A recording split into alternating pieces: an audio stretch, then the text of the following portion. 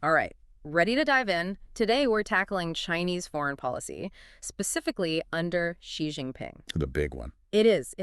And we've got this academic paper, China's Foreign Policy in Xi's Era, Change and Continuity to Guide Us. Hmm, sounds intriguing. Right. So imagine you're prepping for, like, a high-stakes meeting, international players, or maybe you're just, like, super curious about how China's actions are impacting the world. I Well, mean, China's a big player these days. Everyone's got to understand them. exactly, and that's what this deep dive is all about. It's your cheat sheet to understanding how China's moving on the global stage. So, is China changing its game plan or sticking to the old one? That's the big question, right? That's what this paper digs into. It's a juicy one. Now, we can't ignore the fact that China's become an economic powerhouse. Oh, yeah. They've been making waves for a while now. Seriously, from 2009 to 2016, they were the world's biggest exporter and the second largest importer. Wow, that's a lot of goods moving around. Right, and they're the top trading partner for so many countries in Asia, the Middle East, Africa. It's huge. So, the question is, how does all that economic muscle translate into political influence? And what does it mean for the rest of us? Exactly. That's the million-dollar question. Okay, so we've got this economic giant on the scene. And then comes Xi Jinping. He's definitely made his mark, hasn't he? Oh, yeah. The paper kind of paints him as a key figure, saying his leadership marks a shift from that keeping a low profile thing we saw before. Right, right. It's like he's saying, hey, China's here, and we're not afraid to show it. Exactly. I mean, just look at his diplomatic activity. In his first 5 years, 28 state visits across 5 continents. That's a lot of travel. Yeah, and he's hosted all these international summits in China, BRICS, Belt and Road Forum, you name it. Hmm. So is it just a more assertive style, or is he fundamentally changing how China operates on the world stage? It's a good question. The paper delves into that. But to really understand Xi Jinping's game plan, we got to decode his foreign policy thinking. Okay, unless... He's got these concepts like new type of major country relations, new type of international relations. And let's not forget, a community of shared future for mankind. Yeah, that one's a mouthful. It is, but it's important. Yeah. These ideas have real-world consequences, like how China deals with other countries, trade deals, global challenges. They sound a bit abstract. They do, but they boil down to this. No conflict, everyone wins through cooperation. Forget that zero-sum game mentality. Interesting. So it's all about finding common ground, working together. Yeah, and embracing multilateralism. Yeah. Working together with lots of different countries. Okay, makes sense. But let's get practical for a second. Sure, let's do it. We got to talk about the elephant in the room. The Belt and Road Initiative. That's a big one, literally. It is this massive infrastructure project stretching across Eurasia and Africa.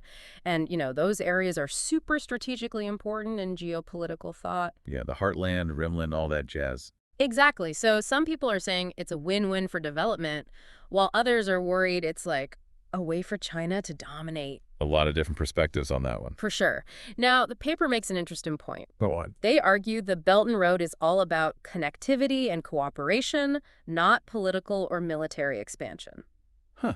So it's about building roads, railways, ports, that kind of stuff. Exactly, to make trade and investment easier. But, it's hard not to wonder if there's more to it. Right. A rising power pouring resources into these strategically important regions, it's bound to raise eyebrows. For sure. And to really understand why people are skeptical, we got to zoom in on China's economy. Okay, so what's going on internally? Well, China's economic growth has slowed down a bit. It's still impressive, but not what it used to be. They call it the new normal. I've heard that term. Yeah, and it's led to all these internal reforms, making their markets more dynamic, pushing innovation, opening up sectors like services. So are they trying to address this slowdown through the Belt and Road Initiative? Finding new markets, bridging the gap between China's East and West? That's one way to look at it. It's about creating opportunities beyond their borders. I see. So with all this in mind, the paper says Xi Jinping's foreign policy is marked by both change and continuity. Okay, so what's changing and what's staying the same? Well, the continuity is their commitment to independent foreign policy and peaceful development. They still want a stable world for their economic growth. Just like their predecessors. Exactly. But the change is in their approach. How does that? They're way more proactive and assertive now. They're shaping global conversations and flexing their muscles in those multilateral institutions. So they're not content to sit on the sidelines anymore. Nope, they're stepping up, making their voices heard. It's like they're saying, we're here, and we're ready to play ball, but on our terms. I like that. Okay, so we've covered the basics. China's economic rise, Xi Jinping's leadership style, the Belt and Road. It's a lot. It is. And we've only just scratched the surface. True. Now let's unpack those mind-boggling concepts Xi Jinping has introduced. Okay, those are some head scratchers. They are.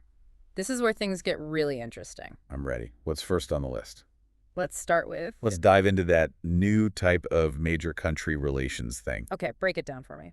So it's basically like a framework for how big powers, like China and the U.S., should interact. Right, those two are always in the spotlight. Yeah, and the idea is to avoid conflict, respect each other's core interests, and find areas where they can both benefit from cooperation.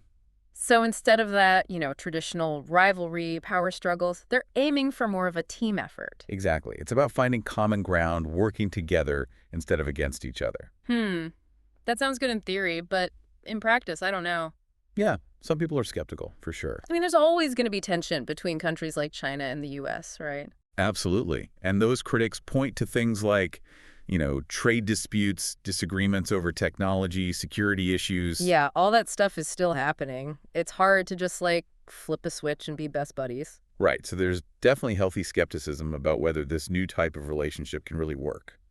Okay, so that's major country relations. What about the new type of international relations? Is that just a bigger version of the same idea? Kind of, but it goes beyond just the big players. It's about making the whole global system more inclusive. So bringing more countries to the table. Exactly. And it's about moving away from those zero-sum games where one country wins at the expense of another. Right, because in today's world, everyone's connected, and those global challenges need everyone on board to solve them. Exactly. We can't just have a few powerful nations calling the shots anymore. It's got to be a team effort. Okay, so that's the new type of international relations. Now, what about that community of shared future for mankind? That one's always intrigued me.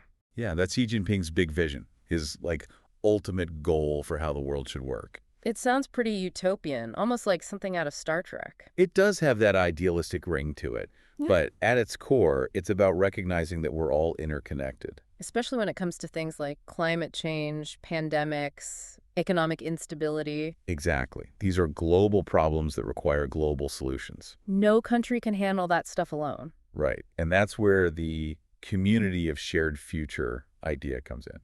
It's about recognizing that we're all in this together. Shared responsibility, shared benefits. Exactly. But the big question is, how do you actually put that into practice? Right. It's easy to talk about a community of shared future, but building one is a whole different ballgame.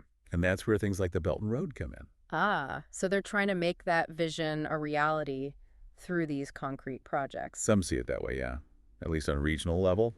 It's about fostering closer ties between countries through infrastructure, trade, investment. But we got to remember those concerns about debt traps, environmental damage, and, China potentially using it to their own advantage. Those concerns are valid, for sure. China's looking out for their own interests, just like any other country. So it's a balancing act, trying to advance your own goals while also contributing to the greater good. Exactly. And speaking of advancing goals, the paper highlights how China's trying to shape the global narrative. Oh yeah, they're not just playing the game anymore, they're trying to rewrite the rules. Right. They're becoming much more proactive in promoting their own perspectives on the world stage. So it's not just about economic and political power, it's about the power of ideas and narratives. Precisely. They're realizing that soft power matters, shaping perceptions and influencing how the world sees them. And that's especially important when you're competing with a country like the U.S. Absolutely. It's not just a clash of economies and militaries. It's also a battle of ideologies and worldviews. Because China's promoting their own model, right? State-led capitalism, social stability, strong central government. Yeah. And they're contrasting that with what they see as the weaknesses of Western-style democracy. Pointing to things like the financial crisis, political polarization. Right. It's like they're saying, look, our system works, and it might have some lessons for you. Interesting. So they're not explicitly trying to export their model, but they're definitely putting it on display. Exactly. And it's resonating with some countries, especially in the developing world. So we've gone from this grand vision of a community of shared future to the nitty-gritty of competing development models and the battle for hearts and minds. It's a fascinating mix of big ideas and practical realities. And it shows how complex and ambitious China's foreign policy is under Xi Jinping. Absolutely. We can't just rely on simplistic interpretations anymore. We got to dig deeper, understand their motivations and strategies. Because China's choices are going to impact all of us. No doubt about it. Their growing power and influence mean that their decisions have global consequences. So understanding their foreign policy isn't just an academic exercise. It's essential for navigating the 21st century. Exactly. It's about understanding the forces shaping our world and being prepared for what's coming next. Okay, so before we move on, there's one more thing we got to cover. China's role in those multilateral institutions. The UN, WTO, IMF, all that. Yeah, they've been members for a while, but it seems like under Xi Jinping, they're stepping up their game. Oh yeah, they're not just passive participants anymore. It's like they're saying, we're here to shape the agenda, not just follow it. Exactly. They want a bigger say in global governance, a seat at the table where the rules are made. Makes sense. They're a major player now. They want to act like it. Right. And we see this in their efforts to reform existing institutions and also in their creation of new ones, like the Asian Infrastructure Investment Bank. The AIIB, that was a big deal. Yeah, it was. Some people saw it as a direct challenge to, the U.S.-led world order. It's like China's creating their own system, one that reflects their vision. Definitely raised some eyebrows in Washington and other Western capitals. So how has China responded to those criticisms? Because it's hard not to see the AIIB as a power move. They've said all along that it's not about undermining existing institutions, but about complementing them, offering alternative financing for development. Especially in Asia, where there's a huge need for infrastructure. Exactly. They're saying, look, there's a gap, and we're filling it. But even if they're being sincere, there's no denying China's becoming more assertive. Absolutely. Whether it's through the AIIB or the Belt and Road, they're making their presence felt. And that raises some big questions. What's their ultimate goal? Do they want reshape the global order in their own image? Or are they willing to work within the existing system, even if they want to tweak it a bit? It feels like we're at a turning point. The old order is being challenged, and China's right there leading the charge. So where's it all headed? A more multipolar world where power is spread out? Or are we moving towards a new kind of bipolarity with China and the U.S. as the two main poles? It's a tough question. No easy answers. But the trajectory of China's foreign policy under Xi Jinping is definitely one of those important things happening in the world today. It's shaping the 21st century. We need to understand it if we want to navigate the challenges and opportunities that are coming our way. Well said. Okay, so we've covered a lot in this deep dive. Xi Jinping's foreign policy concepts, the Belt and Road, China's role in global governance. It's a complex landscape, and we've only just begun to explore it. True, but we've laid a good foundation for understanding China's ambitions and strategies. And now, I think it's time to shift our focus inward, to those domestic factors that are shaping China's actions on the world stage. Okay, let's connect the dots between what's happening inside China and how they're acting globally.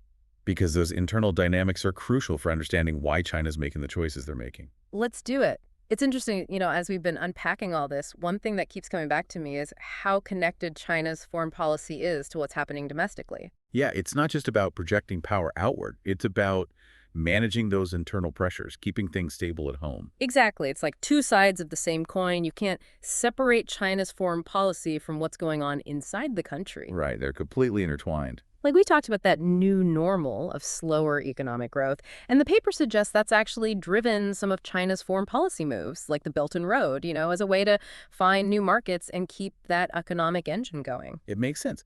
The Belt and Road is presented as this global initiative, but it also serves a domestic purpose. Right. It's about addressing those internal economic imbalances, creating opportunities for their companies, their workers. It's a clever strategy, tackling multiple challenges at once. And that push for innovation, made in China 2025, that's connected to both domestic and foreign policy goals, right? Oh, absolutely.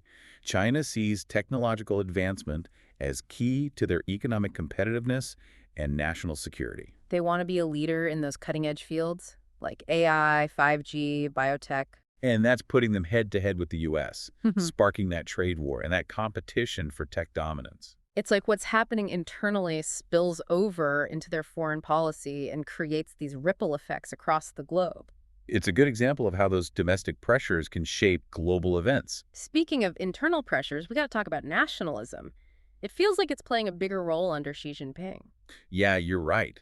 He's definitely tapped into a sense of national pride and historical grievance, especially around China's century of humiliation. That period where China was exploited by foreign powers, it's a powerful narrative. It is, and it resonates deeply with the Chinese people. It's like they're saying, we're not going to be pushed around anymore. Exactly. There's this newfound confidence, a sense that China's reclaiming its rightful place in the world. And that's got to be influencing their foreign policy decisions. It is, for sure. We're seeing a more assertive, even confrontational approach, especially towards countries seen as challenging their core interests. Like Taiwan or those involved in the South China Sea disputes. Right, those are red lines for China. So it's clear those internal dynamics, from economic shifts to this surge in nationalism, they're having a huge impact on how China's acting on the world stage. It's all connected. And it reminds us that foreign policy is never just about, abstract geopolitical maneuvering. It's about the hopes, fears, and aspirations of real people. And in China, with its massive population and growing influence, those hopes and fears have the power to reshape the world. It's a powerful thought. As China continues to grow economically and militarily, the big question is how they'll use that power. It's the question that's shaping the 21st century. No easy answers, but conversations like this help us understand the forces at play, grapple with the implications. The more we understand about China's foreign policy, the better prepared we'll be for what's coming. Absolutely. So on that note, I think we've done a pretty good job unpacking China's foreign policy in the Xi Jinping era. We've covered a lot of ground, explored those key concepts, delved into the motivations and strategies. It's a complex and ever-evolving landscape. But we've given our listeners a solid foundation for understanding this crucial topic. And we've encouraged them to keep digging, to explore those sources, and draw their own conclusions. Because China's story is still being written, and its impact on the world will only grow. It's a journey worth following. So until next time, keep exploring, keep questioning, and keep diving deep. See you on the next deep dive.